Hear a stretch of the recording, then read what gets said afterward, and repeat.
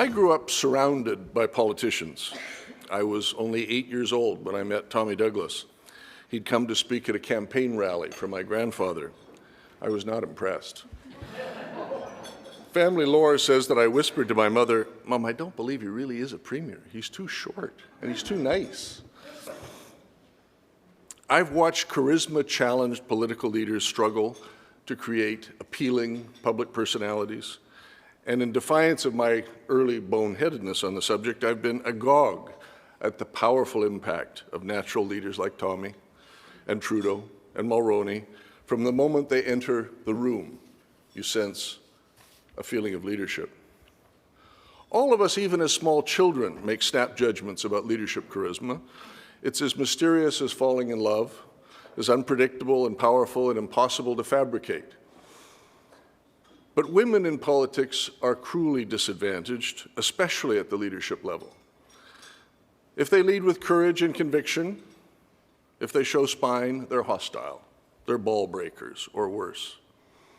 If they lead more compassionately, they become too weak. They're not real leaders.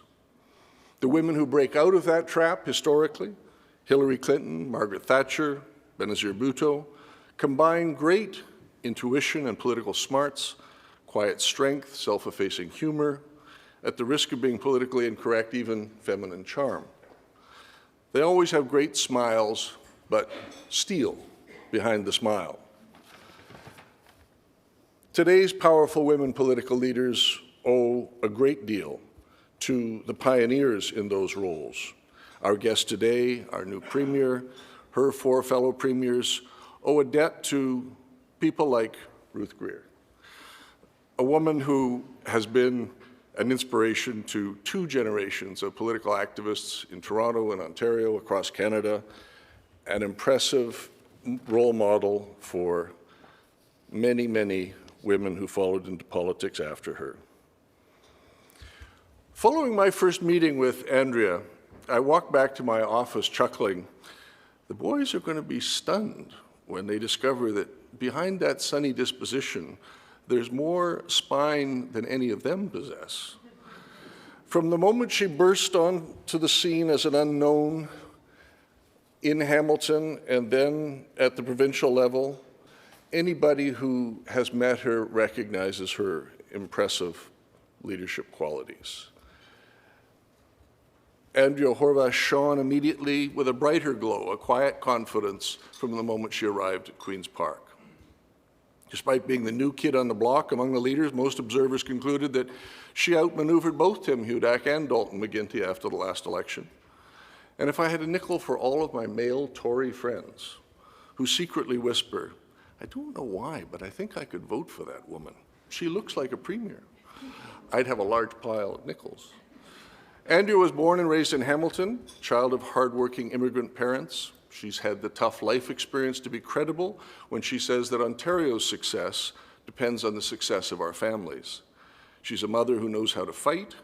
Andrea challenged the local male establishment in Hamilton municipal politics, and then again in the NDP provincially, and surprised her defeated competitors every time. Elected to Hamilton City Council in '97, she won a Hamilton by-election in 2004 and has been re-elected twice since in Hamilton Centre. She's only been party leader since 2009, but she had a very good opening campaign in 2011 and today holds the balance of power in today's legislature. I'm among a large multi-partisan fan club who believe that Andrea is the real deal. Friends, please welcome one of Canada's most impressive leaders, Andrea Horwath.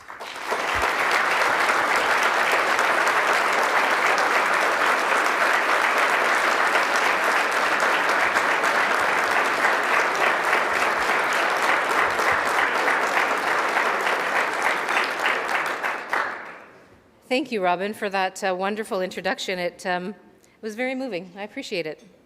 Thank you, I guess, first and foremost to the Canadian Beverage Association for sponsoring the event today, and thank all of you for being here. It's my pleasure and honor to be here, and I look forward to spending these next few minutes with you. I want to provide to you a report on what we've been doing so far and where we hope to go in the future. A little over a year ago, we all know, voters elected a minority government here in Ontario. And they gave us a pretty simple set of instructions. Focus on delivering results.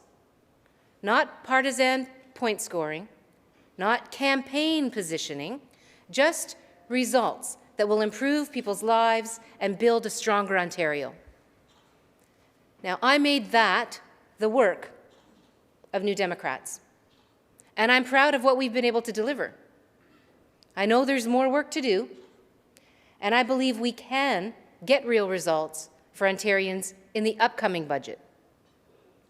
You know, when the government shut down the House last fall, there were some of us who expected the election to start right away. Some of you people in this room probably thought there's going to be an election right away. Instead, what I did was go on the road, and I listened to what Ontarians had to say. And what they told me was they wanted their priorities to be respected. Families in this province are worried about finding work. They're worried about keeping the jobs that they already have. And they're worried about being able to find new opportunities.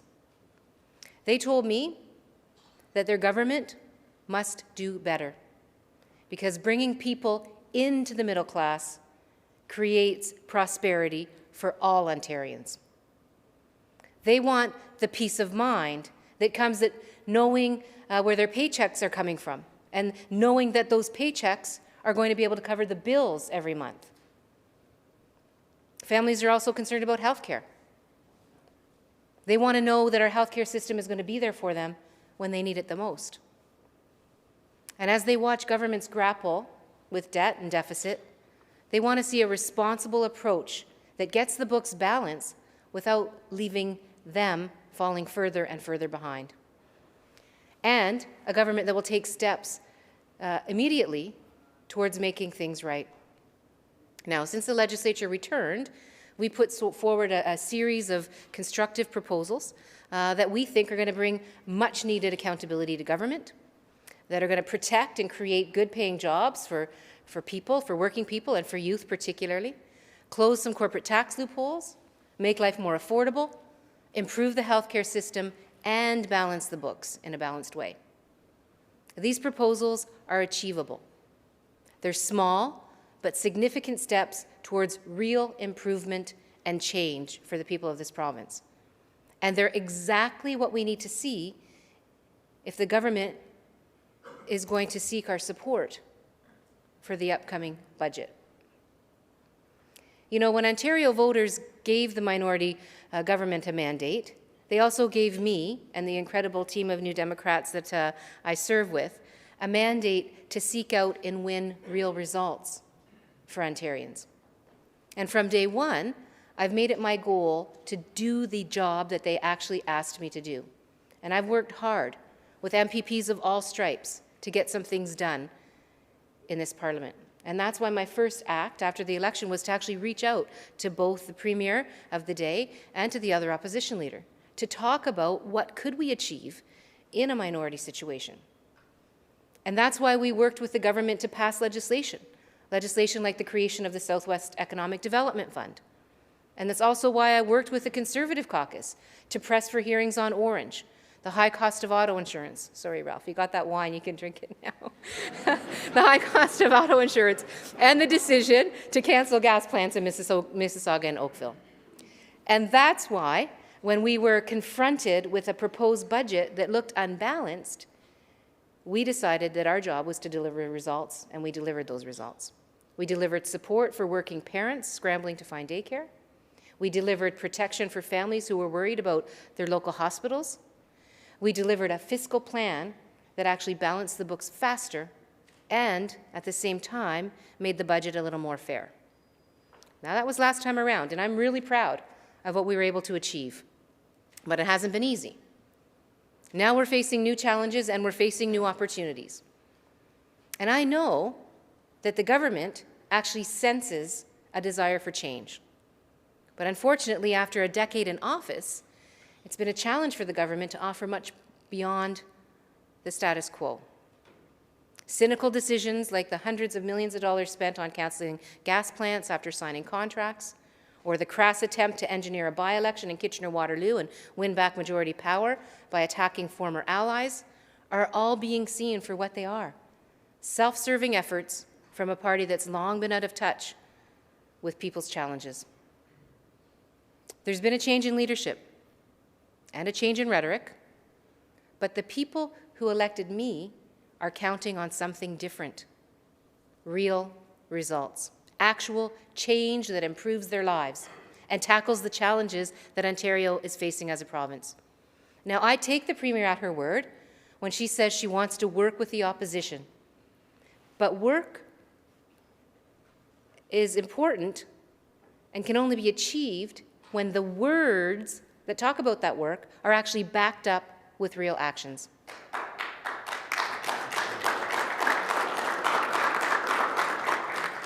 Now, I've made it clear to the Premier that the government can't expect the support of New Democrats unless we see results for the people of this province in the upcoming budget, because the problems facing Ontario families have not gone away. When the legislature was shut down last fall, we went to work and we started hearing from people about the challenges that Ontario was facing. And we met with all kinds of different people, with corporations, boards of trades, chambers of commerce, some of the people here in this room. We met with small business, we met with unions, students, everyday families, everyday people from all walks of life. And some of them, I'll have to be frank with you, said they want an election right away. Others say they don't. But for most, the pressing concerns are the immediate ones. Will my daughter find a job? Will I lose mine? What will I do when my mom needs to go into a nursing home? Will there be one there for her? Are we going to pay the bills this month? You know, it's interesting, because for a long time in this province, people have considered themselves, I mean, you probably experience this yourself. You talk to folks on the street, you talk to friends, neighbors, whoever. Most people considered themselves to be middle class. But I got to tell you, more and more and more people are telling me they wonder whether or not, in fact, that's still the case, whether they can still consider themselves to be middle class. They feel as though they're being squeezed right out. Now, Ontario has relied on manufacturing for decades, but global factors have created pressure on the manufacturing sector throughout Europe and North America, and of course here too. And we face added problems here, like the highest electricity costs in the entire country. Over the last 8 years in Ontario, 30% of manufacturing jobs have disappeared. And these were exactly the kinds of jobs that fueled our economy, jobs with pensions and benefits and good wages. You know, our challenges aren't just limited to any one sector of the economy, though. Ontario's unemployment rate has been above the national average for over 5 years. In 2011, average weekly paychecks in our province, in Ontario, actually shrunk. It was the absolute worst performance of any province in the country. Middle-income households that were already feeling the squeeze before the recession are now simply falling behind. We must never forget that it's people who are the economy. People are our economy. People who worry about making ends meet are not going to buy new homes. People who don't see better jobs on the horizon don't bother to upgrade their skills. People who don't believe things are going to get better don't invest in the future. Now, there's a growing concern from economists that household debt and financial insecurity is becoming a drag on the economy. If Ontario is going to work, families need to be looking to the future with some confidence, and that is going to require real action. If we're going to create jobs and grow our economy, we'll need to change the status quo. Now, some other parties think the key to success is driving down wages in an attempt to become the next Alabama. I know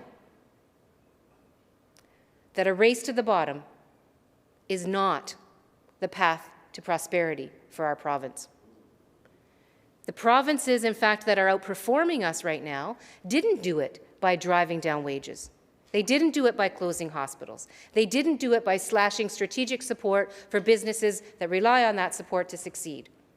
They did it by working with companies that were ready to invest in their provinces, and they did it by incentivizing job creation.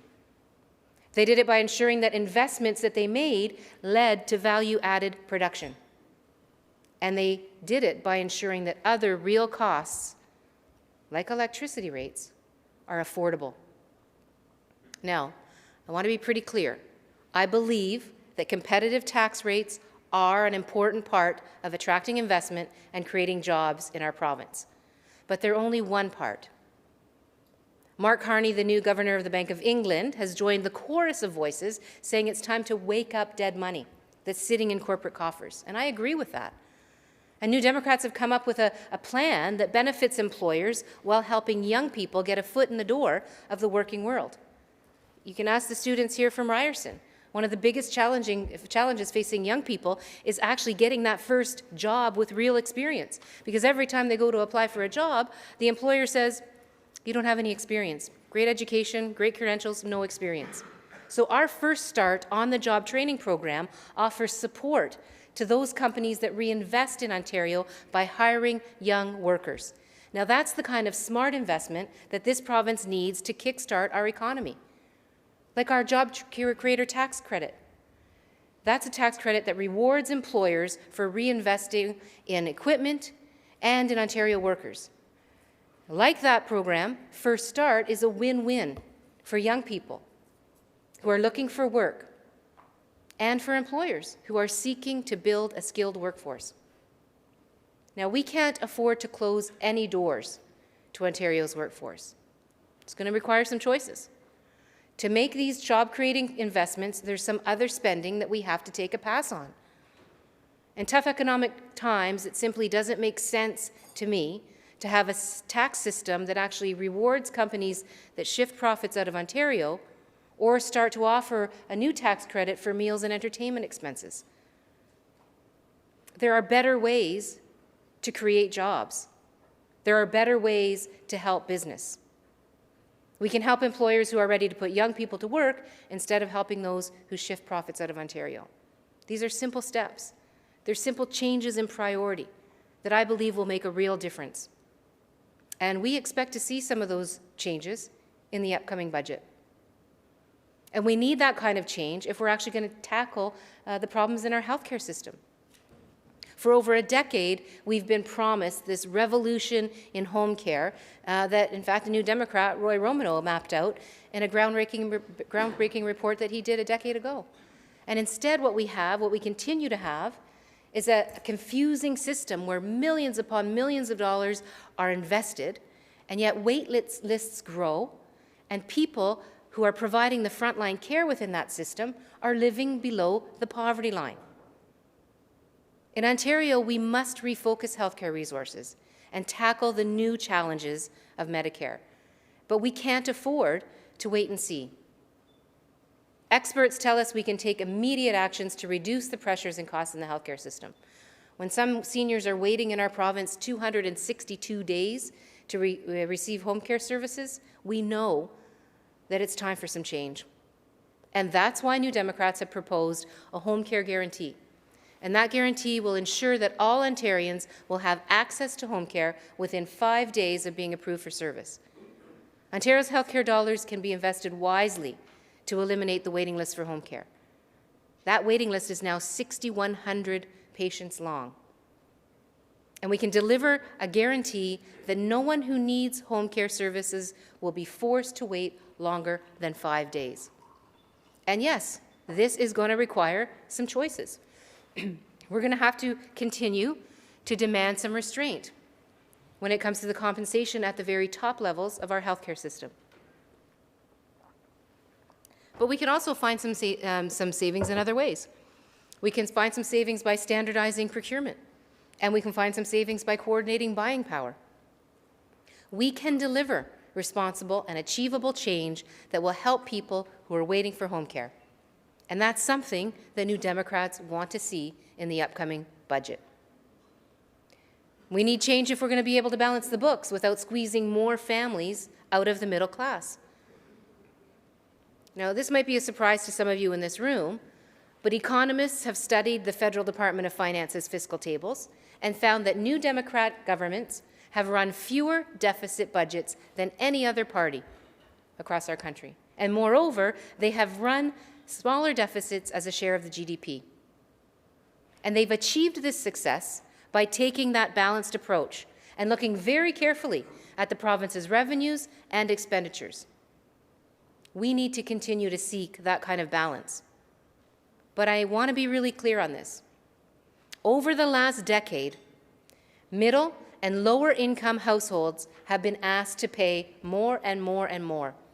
And that's why we've put forward a plan to ensure that the reforms to our insurance system that have taken place, that reduced costs, result in real reductions for drivers in their premiums. Putting money into household budgets means more spending in our local economy. That's an important reminder as we tackle the deficit. I think we need to take a balanced approach to revenue, a balanced look at revenue. But I'm not going to support a tax increase on middle and lower income families. Because when families have that disposable income, they buy cars. They put their kids through university and college. They buy homes and invest in each other's businesses. Our plan for balance also has to recognize that we need to work together on these problems, even if that means it's going to be hard work. Now, I didn't agree with Don Drummond, and a lot of what was in his report I didn't agree with. But I did agree with some of his key points. We need to take the challenge of balancing our budget seriously. We need to understand that it won't be easy and that it's going to take time. And we need to work together and avoid simplistic short-term fixes. In other provinces, we can see that more thoughtful approach actually works. And it is working. Our governments know, that change that we need in our schools, in our hospitals, in our childcare centres, throughout government, can't be achieved if we're at war with or in court with the very people who make those institutions work. Ontario is facing some great challenges. Fortunately, we have amazing resources, we have an innovative business community, and a skilled workforce that attracts international investors. We have some of the best educational institutions in the world, which are undertaking world-class research. And I want to work with the sectors that bring wealth, capital, and people together, because we need to work together. We need to be there for families that are getting squeezed out of the middle class as well. And we need new thinking to create and protect good-paying jobs. We need to protect and improve our healthcare system so it'll be there when we need it the most. We need to take a balanced approach to balancing the books so that no Ontarian is left behind, and we can build a shared prosperity together. Thank you very much.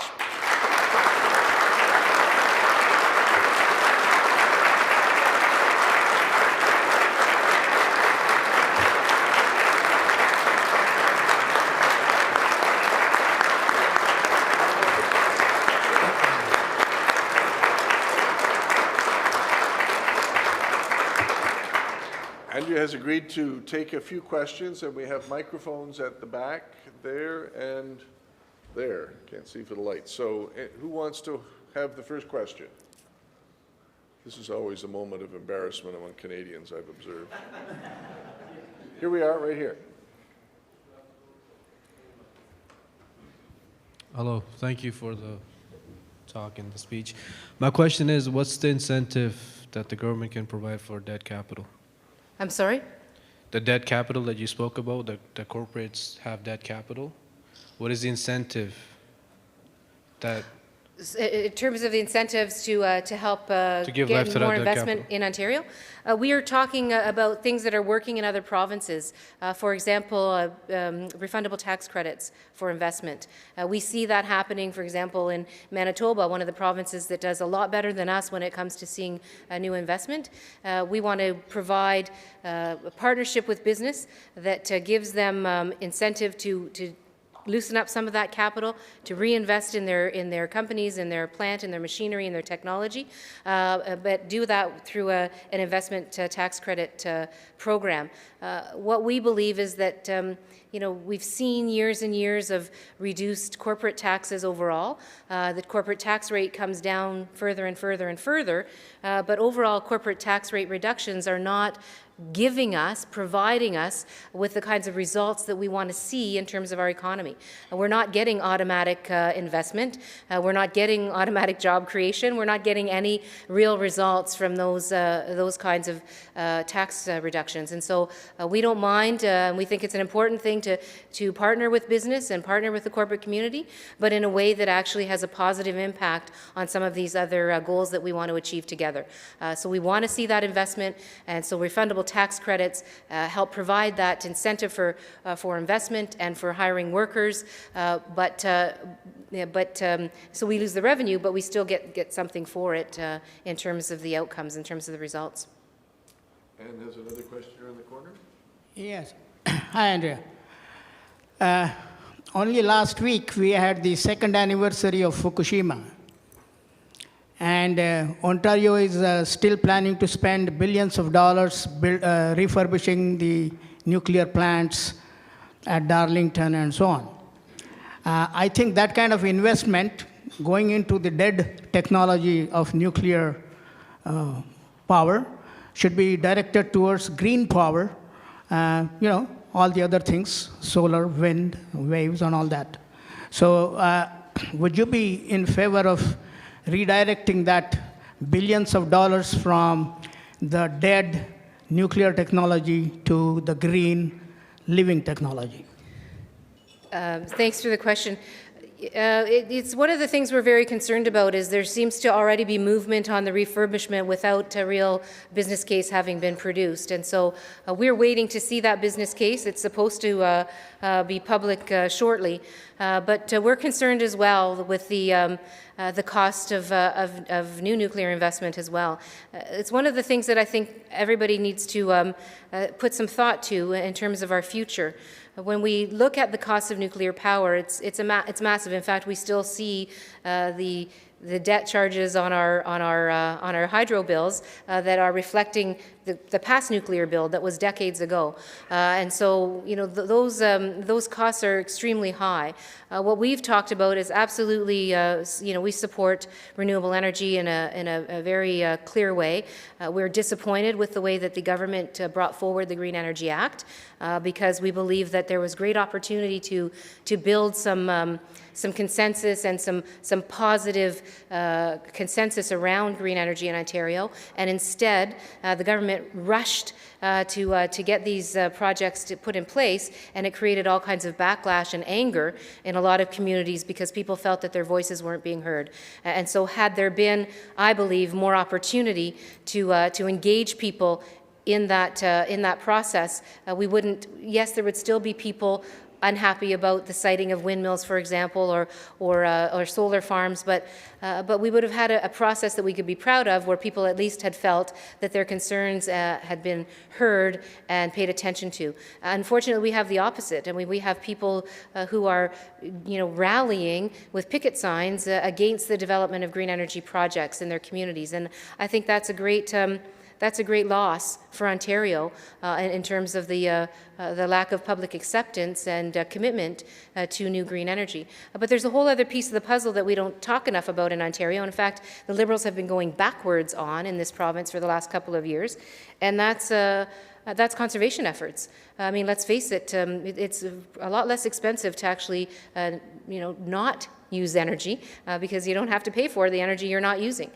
So we, for many years, the New Democrats have, and it was in our last platform, have been committed to serious investments, partnering with people in investing in conservation efforts in their homes and in public institutions, because it's one way to make sure that the energy that we're producing actually is stretched further, and it also creates a heck of a lot of homegrown jobs, particularly in the trades, but it's a way that we can make sure that we're doing the right thing by the environment, that we're not creating increased demand for energy, and that we're creating jobs through conservation programs. So we're watching carefully for that business case on the refurb, and I'm glad you raised the issue because it's one that we're quite concerned about.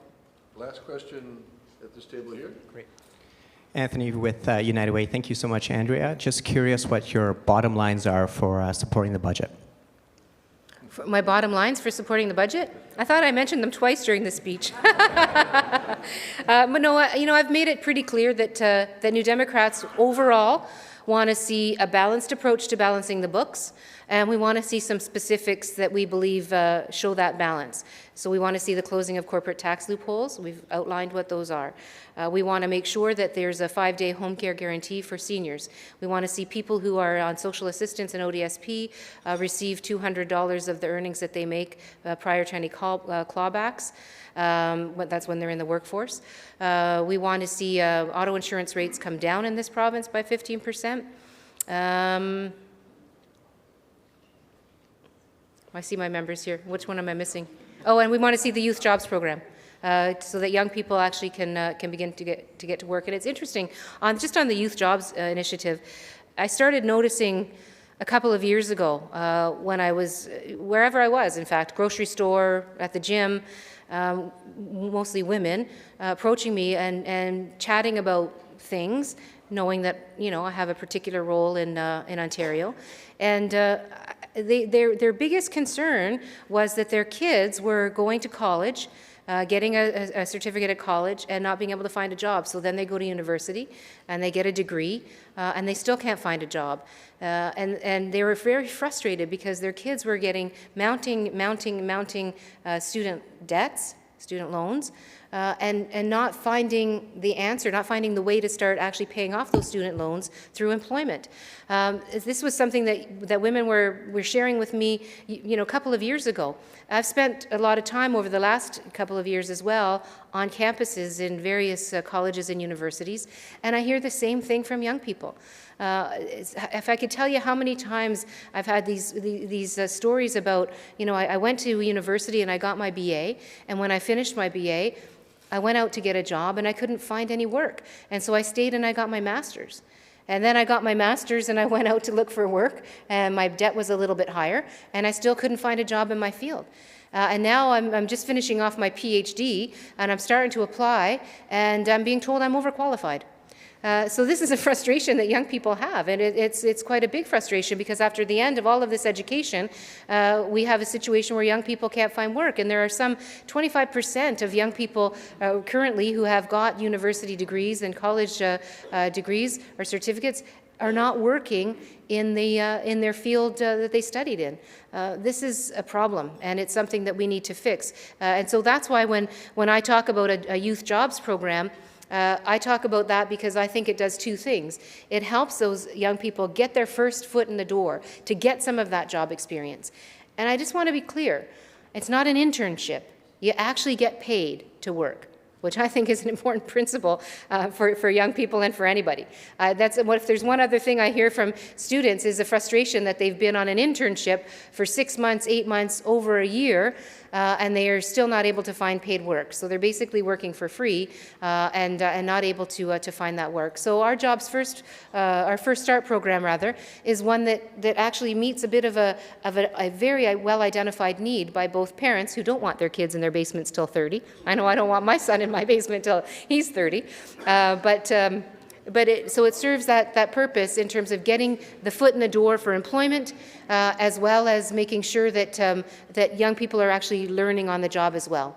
So it's not just a wage subsidy program. There's a requirement for learning and training with that program as well. Thank you very much. Thanks. Thank you.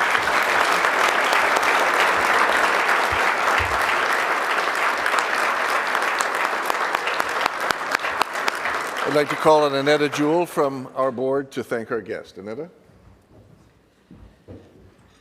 Good afternoon. On behalf of the Board of Directors of the Empire Club, I would like to thank you, Ms. Horwath, for addressing the club today and for being here and joining us. Thank you.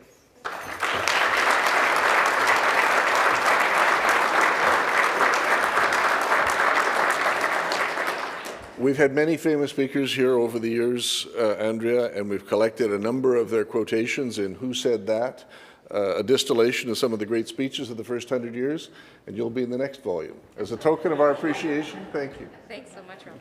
Thank you.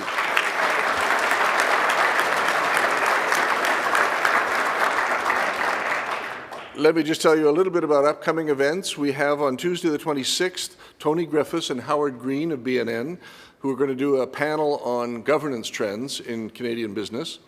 And on the 27th, you'll have an opportunity to hear somebody you may have heard or read a little bit about, a young man named Justin Trudeau, here at the Royal York in the Canadian Room. Thank you to the Canadian Beverage Association for being our sponsor. Thank you to the National Post as our print sponsor, to Rogers for providing us access to Rogers Television, and we're very grateful to all of them for their continuing support. You can find us on Twitter and Facebook at empireclub.org. Thank you for coming. This meeting is adjourned.